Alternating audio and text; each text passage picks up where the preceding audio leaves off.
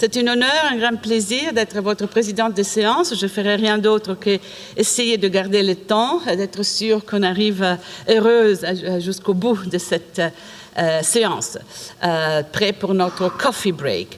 Un très grand honneur de pouvoir présider la séance de Madame le professeur Tanella Boni, qui est un écrivain, publié, poète, aussi bien que professeur des universités à Abidjan, dans la Côte d'Ivoire. Un CV remarquable, avec tout un curriculum qui passe par la France et par l'Afrique et par le monde entier. L'auteur de nombreux articles en philosophie, littérature et recherche interdisciplinaire, aussi bien que romans, essais et des livres pour la jeunesse et des poèmes. Parmi ces dernières publications, absolument significatives pour le travail de ses colloques, des articles sur la solidarité et la dignité humaine dans la revue Diogène de l'UNESCO, Femmes et négritude surtout, donc un fort accent sur la question féminine, féministe aussi, sur le féminisme au pluriel en Afrique, et des recueils de poèmes, parmi lesquels Jusqu'au souvenir de ton visage, 2010, L'avenir à rendez-vous avec l'aube, 2011, Toute d'étincelles vêtues, 2014, Là où il fait si clair en moi, 2017. Déjà, l'élégance de ce titre nous promet des choses merveilleuses pour cette conférence. Madame Tanella Boni est aussi membre de l'Académie des sciences, arts et culture d'Afrique et des diasporas africaines à Abidjan. Le titre de son intervention ce matin, Un monde habitable et la moitié de l'humanité. Donnez-lui un chaleureux welcome, Madame Boni.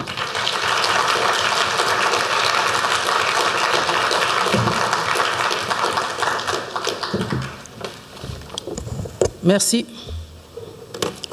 Alors, je commencerai d'abord par ce genre de situation auquel je suis habituée et qui font que lorsqu'on est une femme et qu'on fait de la recherche, évidemment, ça peut arriver aux hommes. Parfois, on se pose des questions. Hier, je feuilletais la revue qu'on a distribuée, cette revue, donc le courrier de l'UNESCO. Je sais que j'ai eu un contact avec les personnes qui l'ont fait et je regarde dans la petite, je ne sais pas, 3-4 lignes de bio. Moi, j'ai la version en anglais. Et je vois she is a lecturer. Bon, je ne sais pas ce que ça veut dire, mais je le prends comme ça. Et moi, je le mets sous le compte de ce que j'appelle personnellement, parce que c'est tous les jours que ça arrive, j'appelle cela la suspicion ou la double, ça fait partie de la double suspicion, c'est-à-dire que quand on est en face de personnes comme moi, on ne sait jamais à qui on a affaire. Donc, c'était une anecdote pour, disons, introduire mon propos ce matin. Je voudrais d'abord remercier les organisateurs de cette conférence, les personnes physiques et morales qui ont rendu possible sa tenue et ces personnes donc, qui m'ont invité à prendre la parole devant cette auguste assemblée ce matin. Je peux citer entre autres le président de cette conférence, Adama Samasekou. Je peux citer aussi entre autres le professeur Halleux. Juste quelques mots pour éclairer le titre de mon propos, ce titre qui peut paraître pas du tout évident. Je crois que tout humain a besoin d'un monde où habiter. Le tout est de savoir ce que veut dire habiter et ce que signifie monde. Or, quel que soit le sens donné à ce mot monde, là où l'on peut vivre en paix et heureux dans la mesure du possible, n'est pas toujours trouvable. À mon avis, le monde habitable est de l'ordre de la quête. On espère que ce monde peut exister, alors on passe sa vie à le chercher. Et il me semble que je dois faire partie de celles et ceux qui font ce rêve. C'est l'une des raisons pour lesquelles j'écris. Et j'écris pour explorer l'immensité, la densité et la beauté du monde, par-delà les horreurs et les violences que nous constatons ici et maintenant, dans ce monde en perpétuelle mutation, tandis que l'humain, apte à se métamorphoser, essaie de s'adapter aux changements et aux crises en cours. On serait tenté de dire que l'idée de monde n'a rien à voir avec celle d'humanité. Et pourtant, sans l'humain, que deviendrait le monde? Et avec l'humain, qu'est devenu le monde aujourd'hui? Une petite histoire. Il y a 2 semaines, j'étais à un festival de poésie au cours duquel Michel Deguy, philosophe et poète français, faisait part au public des questions fondamentales qui nourrissent son œuvre depuis un certain temps. Parmi ces questions, il y a celle de la dévastation du monde. La question du menaçant, disait-il. Et il se posait la question de savoir que peut la poésie face au menaçant. À quoi bon la poésie lorsque nous sommes menacés de toutes parts dans un monde où l'humain est à peine reconnu en tant qu'humain? Il faut protéger la terre, disait-il. Et la poésie pourrait jouer son propre rôle dans la préservation de l'humanité de l'humain. Je me pose en effet les mêmes questions, et bien d'autres. Je me demande comment protéger notre lieu d'habitation, notre maison commune, qui est la terre. Dans quelques recherches précédentes, j'avais essayé de montrer qu'en réalité, les mots économie et écologie sont très liés. Et pour le montrer, j'étais partie d'un texte d'Aristote, La politique d'Aristote.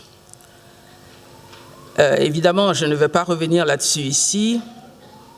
Je dis simplement qu'on se pose la question de savoir de quelle manière protéger la terre et la léguer dans un état acceptable aux générations futures.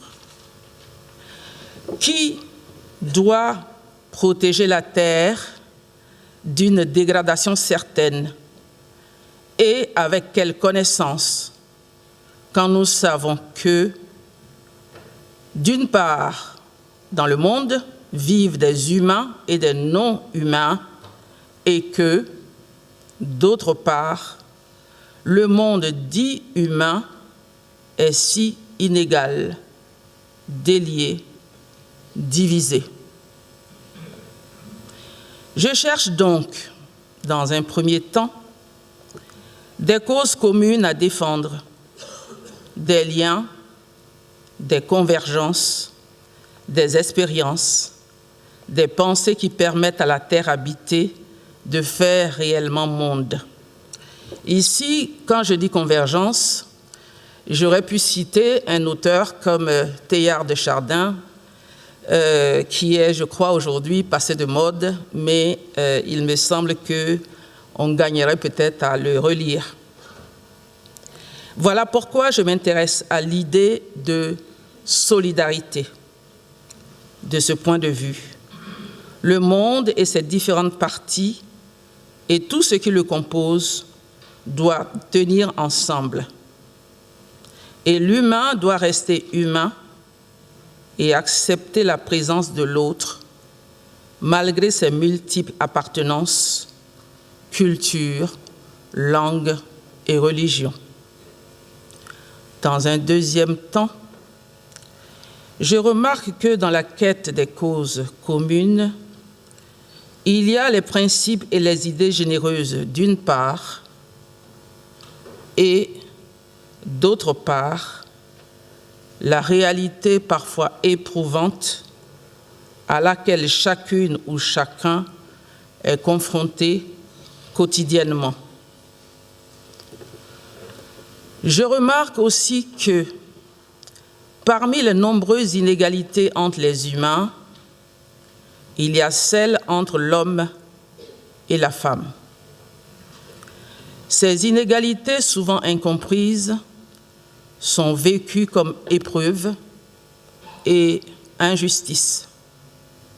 Or, toute épreuve est porteuse de connaissances, quoi qu'on puisse en dire. Parce que, évidemment, dans toute épreuve, on est entièrement engagé, je dirais, corps et âme. On apprend à ce moment-là à connaître. Et toute injustice subie est prélude à la pensée et à l'action. En effet, les expériences vécues nous aident à imaginer et à concevoir la complexité, la beauté ou la dégradation du monde. Voilà pourquoi je me permettrai de dire quelques mots dans la première partie de mon propos au sujet de ce que j'entends par humanité. Humanité au pluriel. Je vais dire le titre de notre conférence. Premier point, humanité au pluriel et humanité au singulier. Ici, nous parlons des humanités, mot qui ne renvoie pas seulement à l'organisation d'un système éducatif autour d'un enseignement humaniste en vue de l'ouverture d'esprit, de la connaissance du monde, de quelques langues ou mythes anciens qui comptent dans la formation de l'humain. Évidemment, chacun sait que nous qui avons été, heureusement ou malheureusement, des élèves et étudiants dans le système français, on sait que dans les humanités, il faut apprendre un peu de grec, un peu de latin, il faut connaître son Homère, disons l'Odyssée d'Homère, ainsi de suite. Il faut connaître aussi un peu de Montaigne. Et il faut, comme on disait à l'époque, avoir une tête bien faite au lieu d'avoir une tête bien pleine. Mais il me semble que les humanités ne concernent pas seulement cela. Parce qu'évidemment, on peut avoir une tête bien faite et une fois jeté dans la vie, on ne sait pas où on est, on ne sait pas où on va.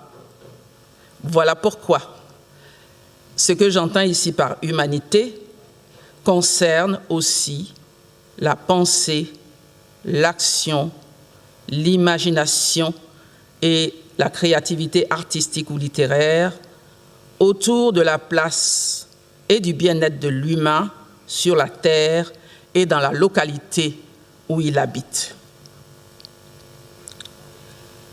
Les humanités sont donc ces matières, à mon avis, qui s'intéressent à l'organisation des relations interhumaines et intersubjectives. Pas que, comme on le sait. Les humanités magnifient les lignes de force du monde, là où la solidarité est agissante et là où la dignité fait l'humain, quelle que soit sa place dans la société. Je pourrais ajouter dans la société et dans le monde. Les humanités ont aussi pour rôle de comprendre ce qui se passe quand l'humain est écrasé, et j'insiste sur ce mot écrasé, humainement, culturellement, du point de vue de ses savoirs et savoir-faire. Les humanités essaient aussi de répertorier les modes de tissage. Voilà un mot que j'affectionne. Tout en mettant en exergue l'intensité des liens de l'humain à l'humain. En effet, qu'est-ce qu'un lien? Il n'est pas seulement social, comme on pourrait l'imaginer. Le lien se décline de plusieurs points de vue. Ce que je ne vais pas développer ici, mais au cas où on aurait un peu de temps, je pourrais le développer. Ajoutons que les humanités sont des matières de connaître l'humain et son monde en mettant en exergue des questions sans réponse. Des questions, par exemple, concernant la vie et la mort. Voilà pourquoi, évidemment, la plus haute métaphysique fait partie des humanités. Elle s'interroge sur ce que constitue l'humain en tant qu'humain, ce qui veut dire que l'éthique aussi fait partie des humanités, les systèmes de valeurs qui orientent la vie de femmes, d'hommes ou d'enfants, la vie de citoyens ou de citoyennes dans un pays ou dans le monde. Or, est-il possible d'être citoyen du monde? Interroger par exemple le cosmopolitisme, ça fait partie évidemment des humanités. Aujourd'hui, aucune localité n'est isolée. Toutes les localités sont reliées et situées dans un monde dit global. Global d'abord, peut-être économiquement, mais aussi politiquement, culturellement, médiatiquement, etc. Mais je dirais que le monde est global d'abord parce que toutes les localités appartiennent à la terre avant qu'elle ne soit de telle région ou de tel pays. Et les changements climatiques peuvent être pensés comme le tissu commun qui enveloppe toutes les localités situées sur la Terre. Je suis donc en train de dire que penser les changements climatiques est un point central s'agissant donc des humanités. Voilà pourquoi les humanités ont pour objet de penser, d'écrire, interpréter, imaginer ou mettre en scène la complexité de la vie de l'humain sur la Terre, mais aussi la complexité des situations d'inégalité, d'injustice, de violence dans un monde tout aussi complexe. Donc, en réalité, je suis en train de dire que le mot humanité, il faut le décliner dans toutes les directions. Parce qu'aujourd'hui, évidemment, sans humanité, on ne sait pas si on peut comprendre le monde dans lequel on vit et si on peut même comprendre les changements de toutes sortes, les crises de toutes sortes qui existent donc sur cette terre. Même si elles se donnent des objets spécifiques, par exemple les langues, les migrations, les religions, les arts, etc.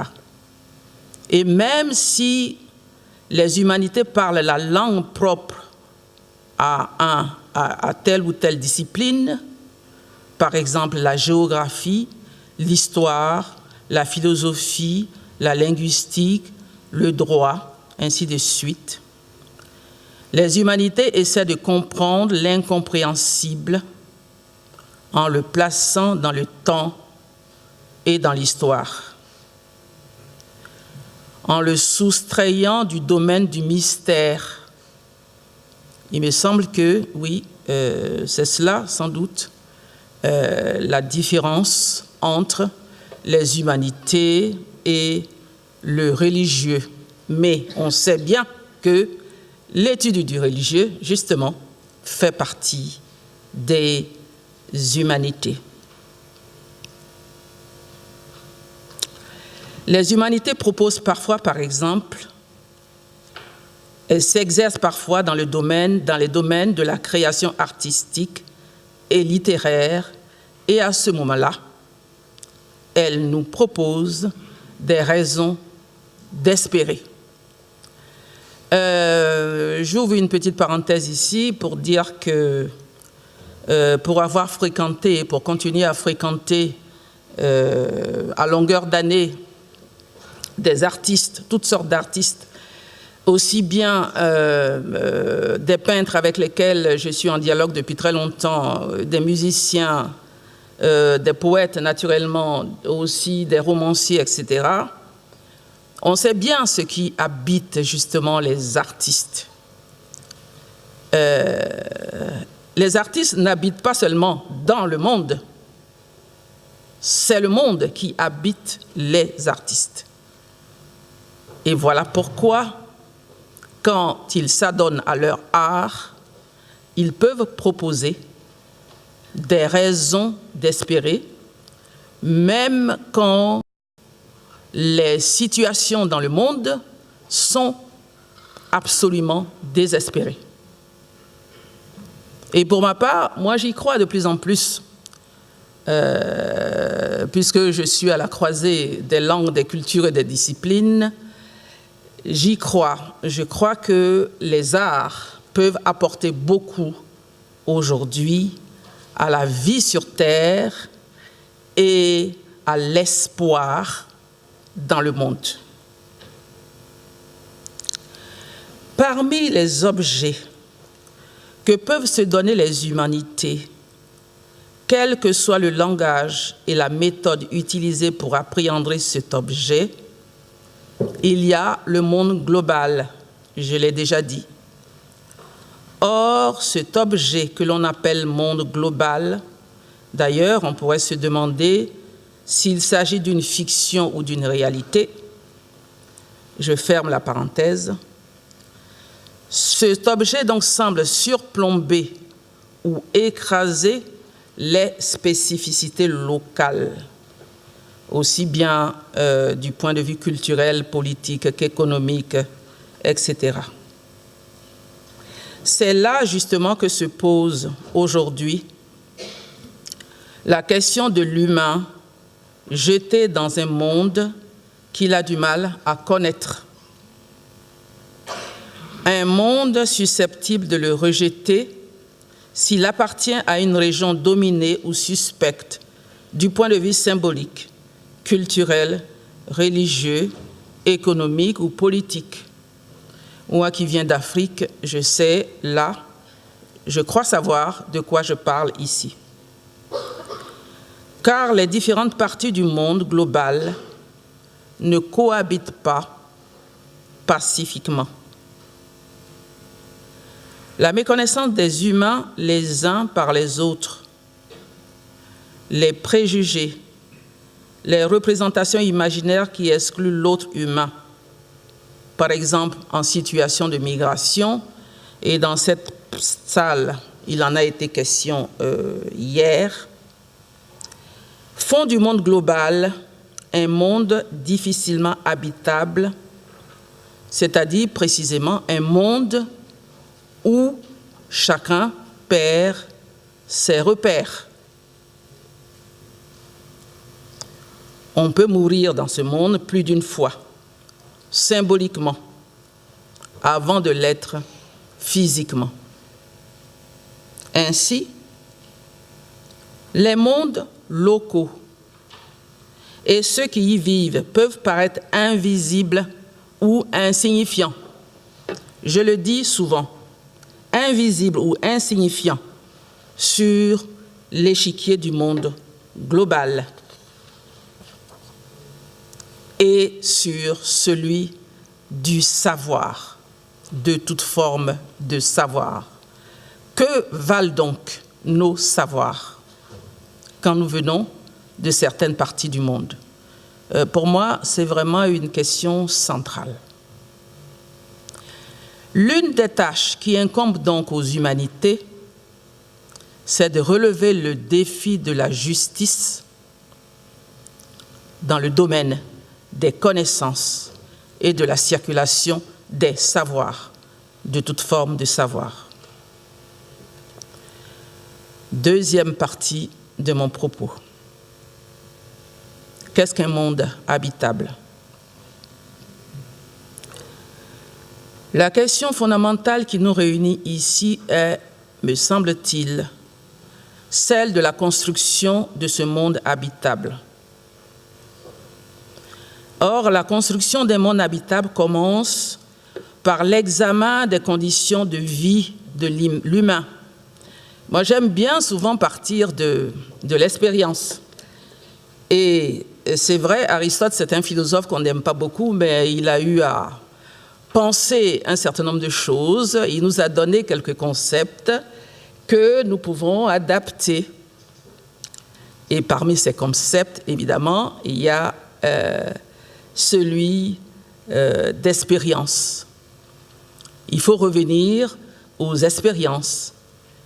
Et il faut prendre les humains, quels qu'ils soient, dans leurs conditions de vie et aussi en situation, comme le disait si bien Sartre.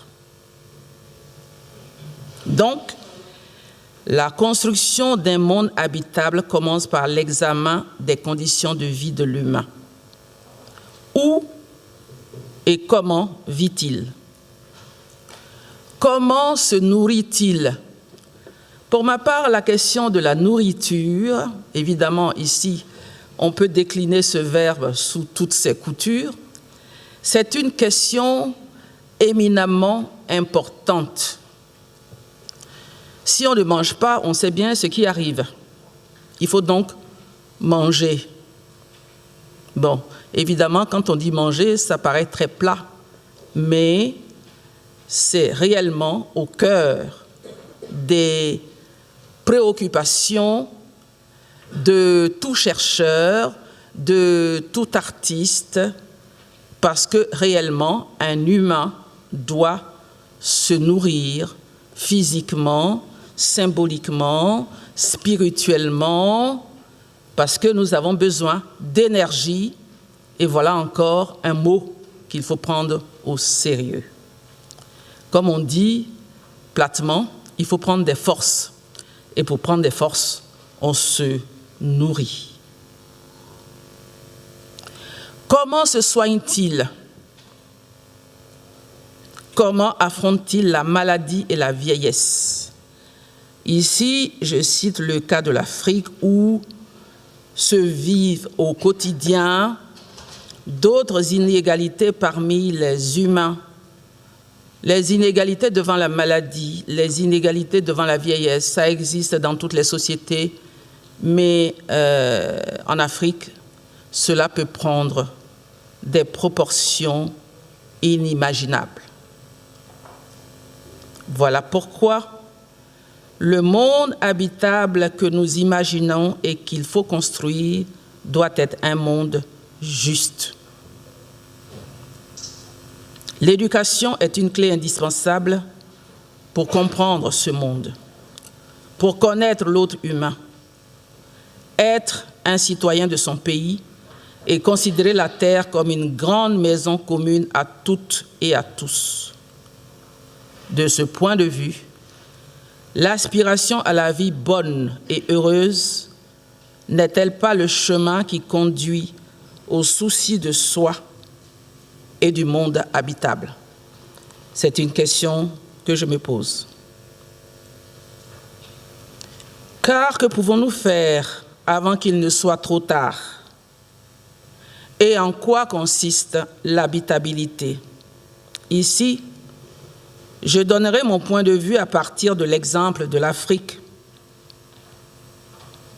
Un exemple d'ailleurs que nous connaissons bien, que tout le monde connaît. Ce continent qui, au XIXe siècle, était représenté comme inhabitable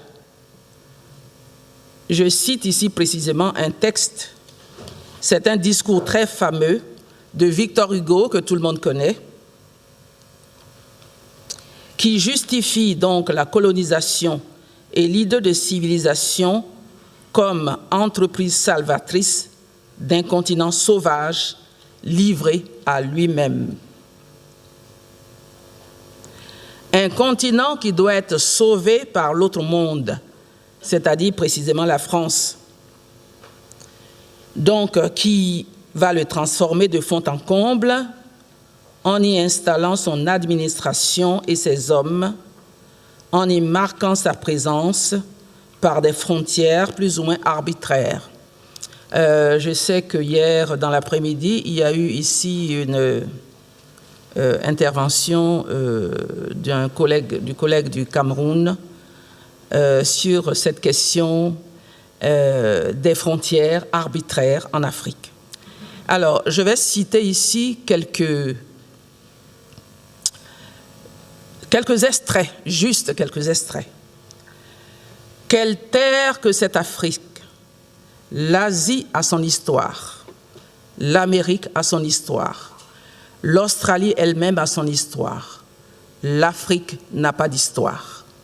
Bon, quand on le dit, évidemment, chaque fois que j'ai relu ce texte depuis 2007, j'ai immédiatement pensé à un certain discours que tout le monde connaît.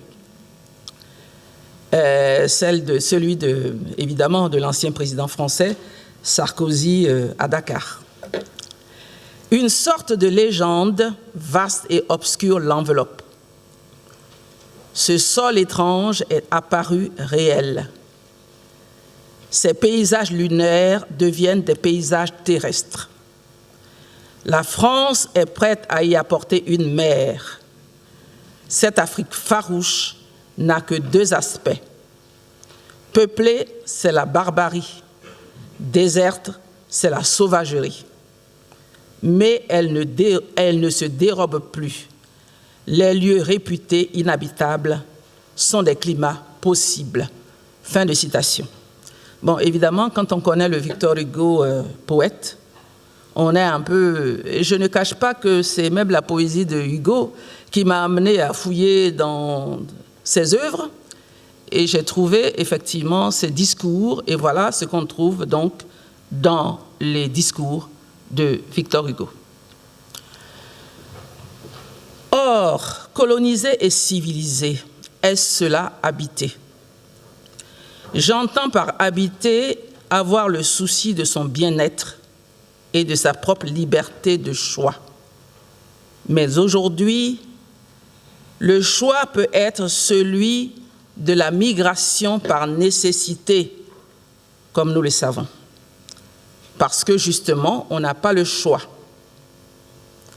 Le choix peut être celui d'être chez soi, dans sa maison, dans son village ou dans sa ville, dans son pays.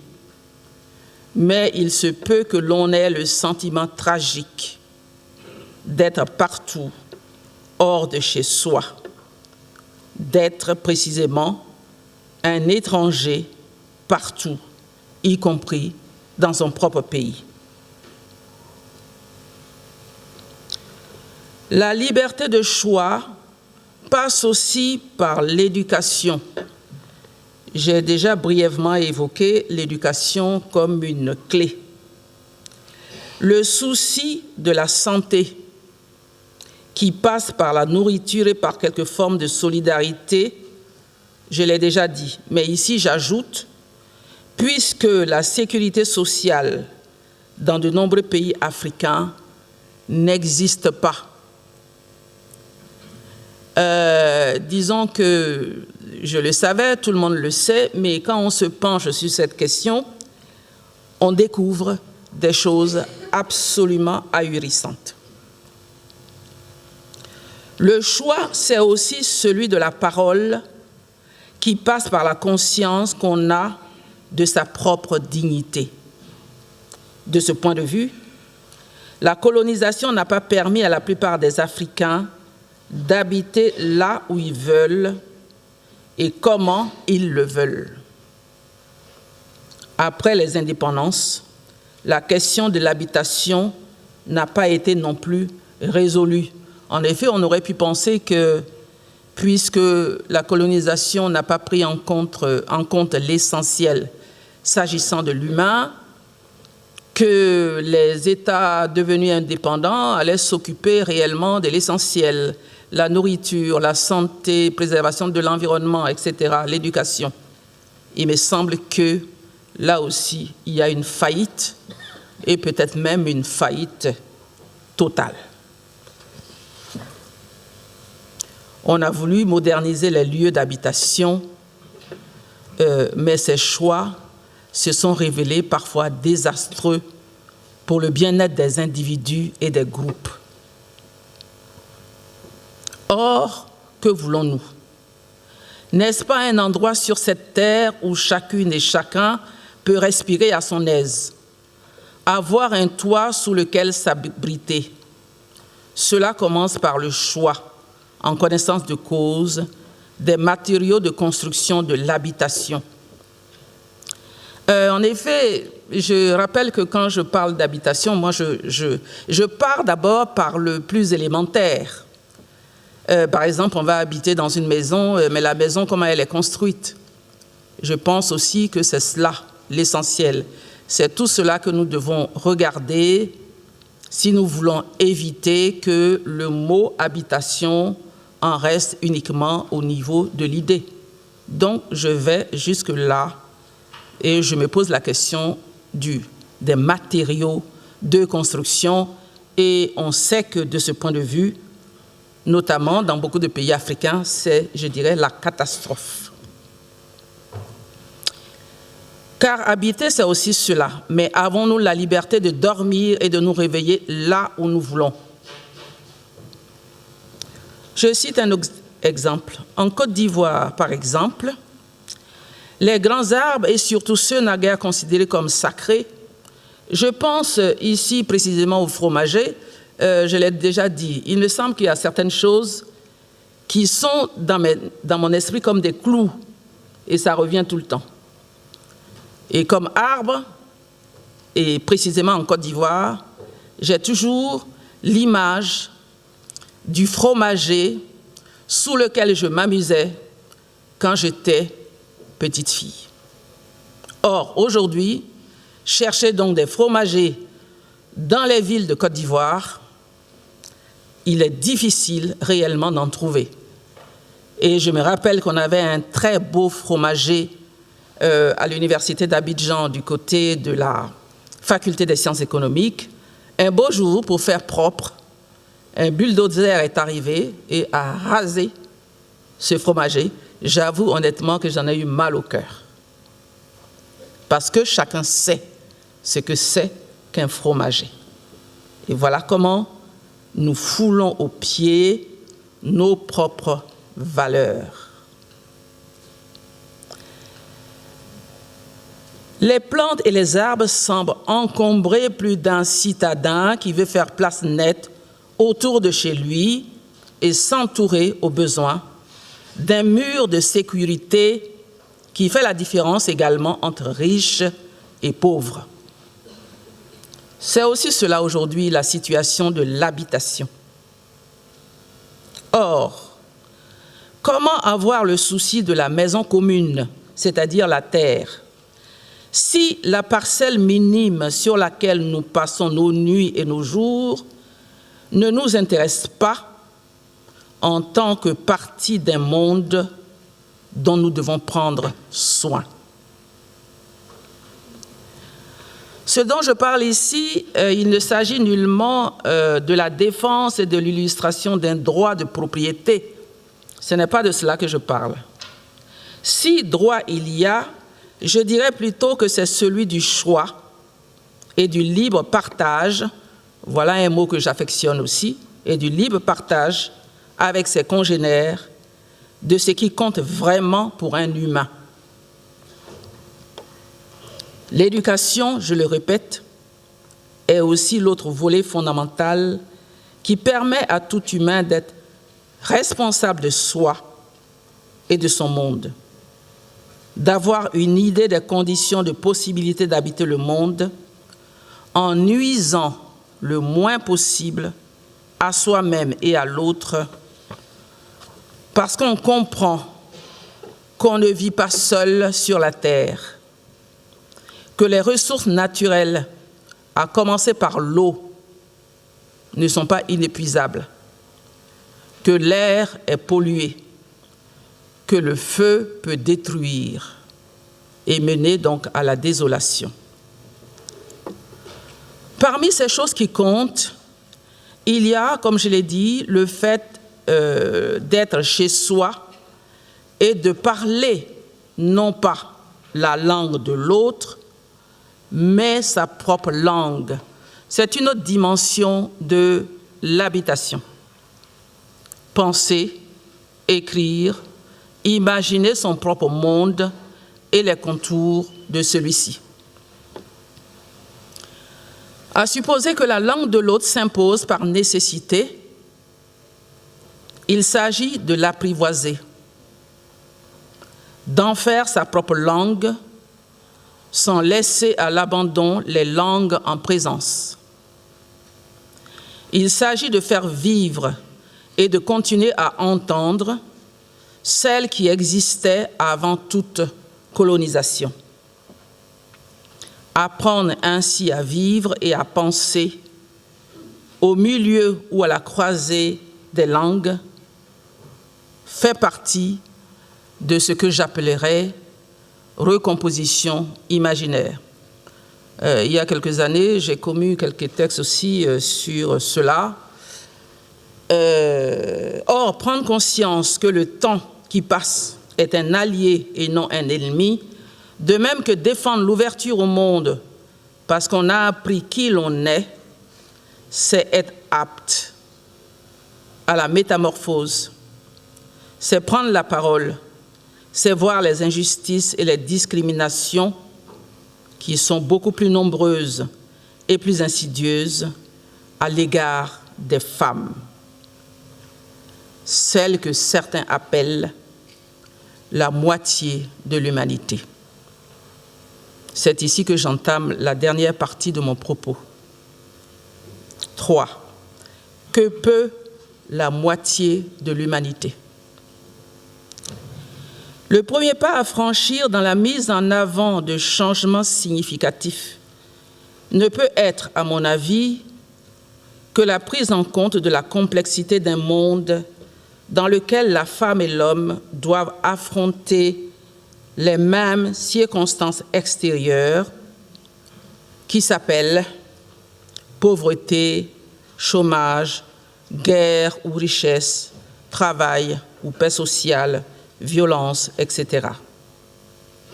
Or, ont-ils les mêmes chances de réaliser leurs propres rêves?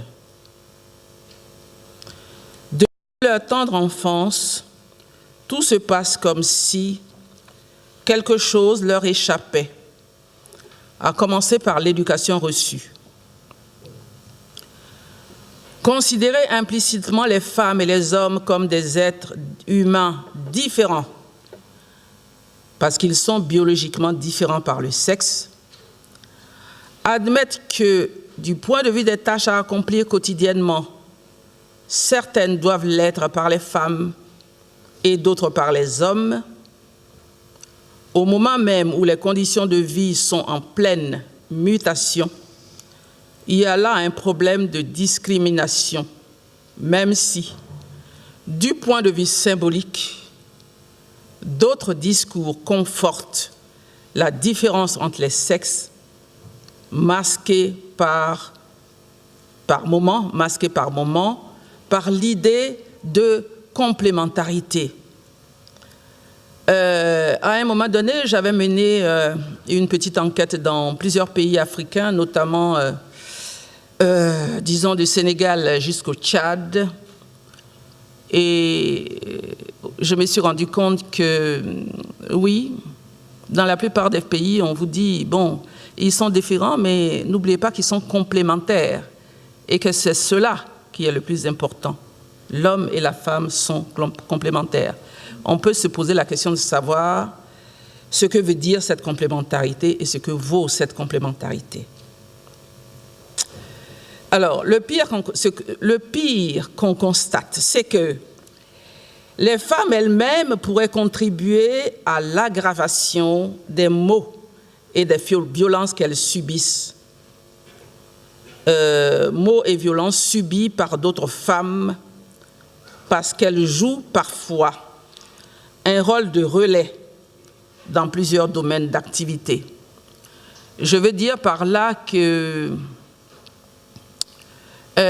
tout l'imaginaire, tout ce qu'il y a comme conception spécifique de la femme, tout cela est véhiculé évidemment par d'autres femmes qui entrent tout à fait dans le cadre de ce système patriarcal qui oppresse donc les femmes.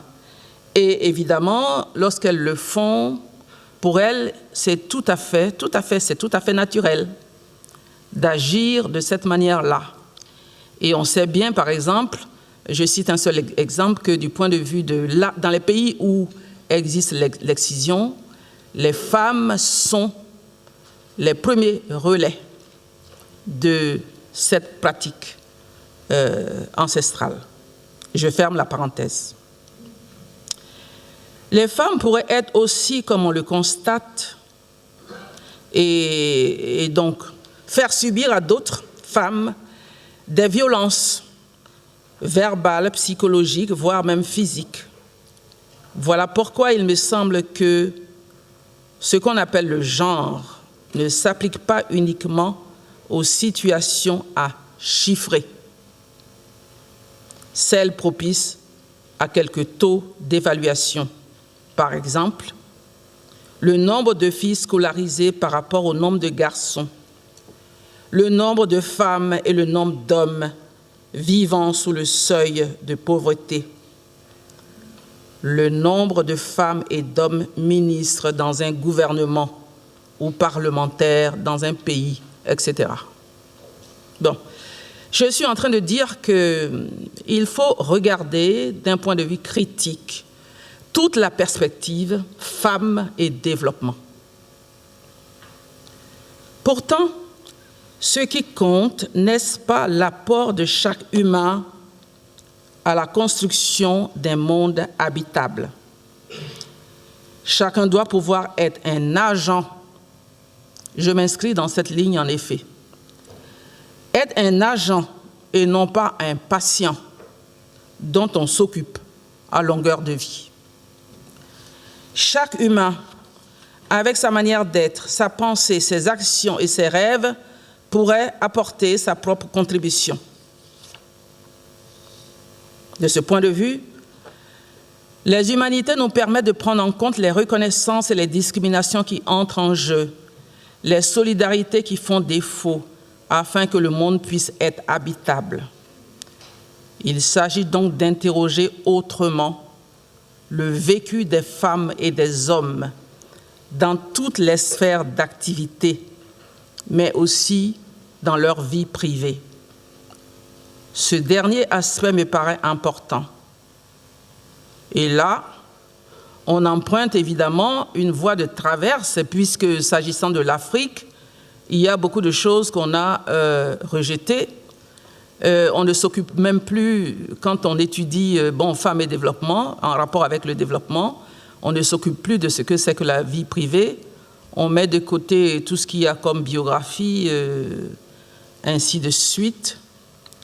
Et on essaie de voir ce qu'elle peut apporter, comment elle peut être autonome, entre autres économiquement, et ainsi de suite.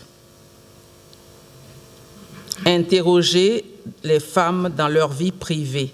Ce dernier aspect me paraît important.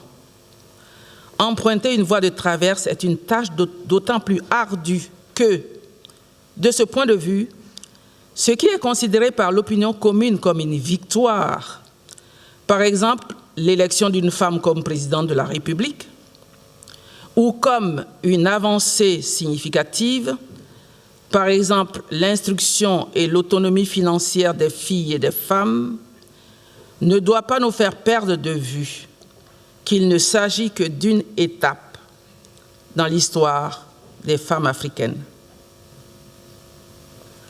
Car le genre concerne le mode d'existence des individus qui entrent en relation, les parcours des uns et des autres, et pas seulement les activités. On doit s'intéresser aux épreuves, à l'être, au bien-être, au devenir, à l'imaginaire qui gouverne les rapports sociaux. Je pourrais ajouter aussi qu'on doit s'intéresser au corps des femmes, tout en s'intéressant à leur esprit. Il faut s'intéresser au corps des femmes. Ainsi, être autonome financièrement, avoir atteint le haut de l'échelle sociale, avoir un niveau de vie au-dessus de la moyenne sont des changements visibles et audibles qui constituent une étape dans la recherche de l'autonomisation et non pas une fin en soi. Une femme peut être puissante à tout point de vue et avoir l'impression de ne pas se réaliser en tant que femme, vivre avec des chaînes intérieures, psychologiques, ou se heurter à toutes sortes de barrières. Or, la réalisation de soi montre bien qu'on est en paix avec soi et avec les autres, et qu'on peut donner le meilleur de soi-même. Cette réalisation est, à mon avis, la source de l'estime de soi et de la vision positive de l'action. D'autres questions méritent d'être soulignées. La question de la place des femmes africaines dans la production et la circulation du savoir. Cette question, me semble-t-il, reste encore entière.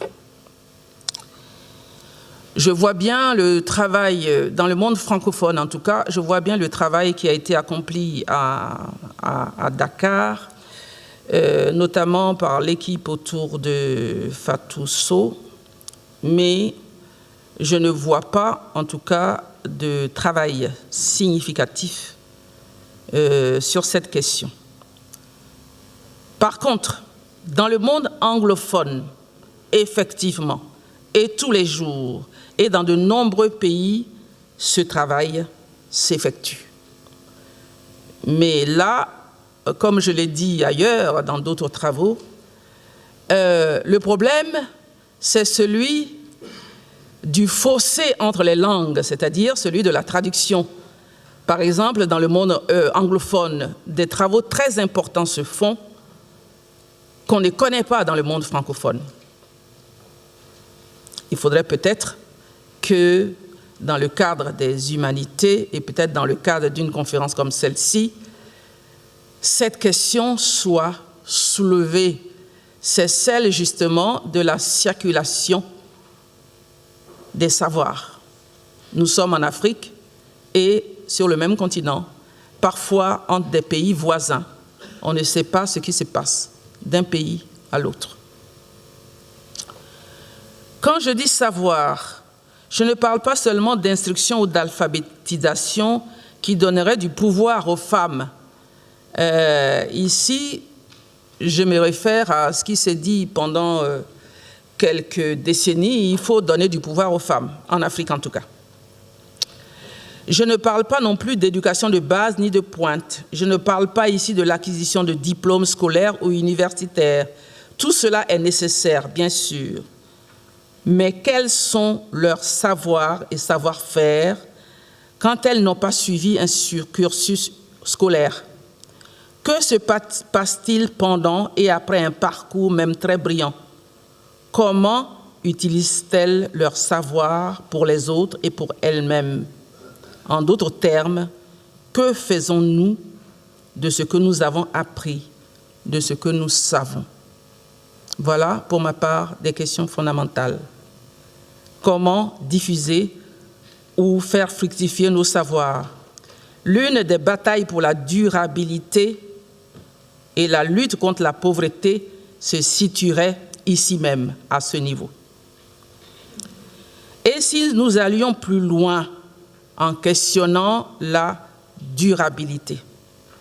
Celle-ci ne peut passer sous silence les aspirations de chacune et de chacun, de même que, plus globalement, la question du projet d'une société habitable, c'est-à-dire celle que l'on désire. Or, avant que la société habitable ne devienne réalité, elle doit être imaginée et pensée. Les femmes ont leur place ici, du côté des grands rêves, d'une vision du futur, du côté de la prise d'initiative, de la force de pensée et de proposition. Comment donc participer à la production du savoir? Comment lui donner un contenu critique? Dans quelles conditions? Et de quel espace et de quel temps disposent les femmes dans des sociétés auxquelles nous avons affaire en Afrique? En pleine mutation, confrontées à toutes sortes de crises, comme on le sait, politiques, économiques, environnementales, militaires, sociales. Comment les femmes gèrent-elles l'éclatement des familles en milieu urbain? Quel espace-temps pour le savoir et le savoir-faire lorsque l'on se déplace dans une cuisine ou un marché avec un téléphone portable à la main? Dans un salon de coiffure, d'esthétique, de couture, lieu privilégié où l'on met en valeur la beauté du corps féminin. Quel espace-temps imaginé pour le savoir-faire sous toutes leurs formes, quand on doit assumer des charges domestiques tout en travaillant pour soi-même et pour une, deux, voire plusieurs familles. Car le travail domestique, faut-il le rappeler, ne disparaît pas des tâches quotidiennes, même au sommet de la hiérarchie sociale. Les femmes, et c'est peu dire, ont besoin de temps pour elles-mêmes, pour exister en tant que telles, pour avoir un nom. Ailleurs, j'ai également traité de la question du nom, parce que quand on n'a pas de nom, on n'est pas un sujet, on n'existe pas, on n'est rien du tout. L'idée de la chambre à soi, chère à Virginia Woolf, peut-elle faire partie du rêve des Africaines? Cela pourrait être un espace-temps minuscule parmi 1000 occupations et préoccupations. Elle pourrait le trouver, ce temps, si les conditions sont réunies après le travail domestique et celui qui leur permet de gagner leur vie, quel que soit le type d'activité exercée. Les hommes pourraient se dire qu'ils ont aussi un rôle à jouer, ne serait-ce que dans le domaine du travail domestique. Mais ils ne se le disent pas spontanément, et je dirais ni en Afrique ni ailleurs dans le monde. Car des lois orales et des manières de penser constituent des barrières psychologiques, quel que soit le niveau d'éducation des hommes et des femmes. Prendre part aux travaux d'intérêt général pour la famille permettrait aux femmes de libérer un peu de temps pour elles-mêmes. Cela n'est pas encore, quoi qu'on puisse en dire, une bataille gagnée. Quelques mots de conclusion. Vivons-nous dans un seul et même monde au moment même où les cultures sont si diverses, où chacun a tendance à se replier sur ce qu'il considère comme étant son monde, ses valeurs et ses points de repère? c'est-à-dire ses cultures, langues, religions, etc.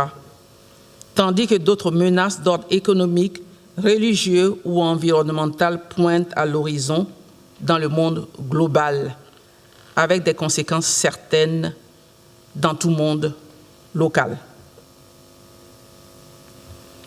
Un monde habitable doit être imaginé comme vivant, aussi vivant que le sont les humains et les vivants non humains. Il faut penser ce monde en mutation, parce qu'il est dans le temps et dans l'histoire. Dans ce monde, on se représente des individus et des groupes en mobilité qui partagent les mêmes expériences que ceux qui ne quittent pas leur lieu. Ce qu'on nomme aujourd'hui migration, phénomène si difficile à cerner, en fait partie. Le monde habitable ne peut être figé de toute éternité. Et les femmes qui parlent, pensent et créent en leur nom propre, je dirais, après avoir gardé le silence pendant des millénaires, ils jouent un rôle non négligeable, pourvu qu'elles soient reconnues en tant qu'actrices et non pas simples figurantes. Je vous remercie.